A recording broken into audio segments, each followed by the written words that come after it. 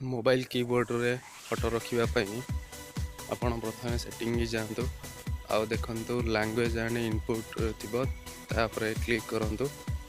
Click कला पर देखंतु मु एबे जी बोर्ड रखियो चाहूची तो जी बोर्ड को ऊपर क्लिक करंतु। तापर थीम देखंतु थीम ऊपर क्लिक करंतु। देखंतु प्लस आइकन ऊपर क्लिक करंतु। ये देखंतु विभिन्न प्रकार कलर अच्छे चाहिए आप कौन कलर को चूज कर पारे। प्लस आइकन को क्लिक कला पर आपण को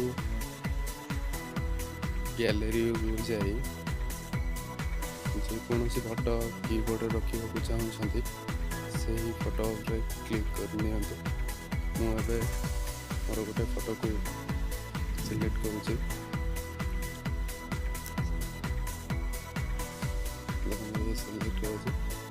ड्रैग करी पोजिशन में रखी दिंतु। तापर नेक्स्ट ऊपर क्लिक कर दिंतु। क्लिक कला परे देखो ये ब्राइटनेस को एडजस्ट करंतु आपण हिसाब से रखंतु। तापर डन ऊपर क्लिक कर दिंतु। डन ऊपर क्लिक कला परे देखंतु एपरी देखिबो तो अप्लाई कर दिंतु। अप्लाई कला परे ये आपण को कीबोर्ड रे फोटो रही जीवो। तो मु आपण को देखाइबा मो फेसबुक को ओपन करूँगी।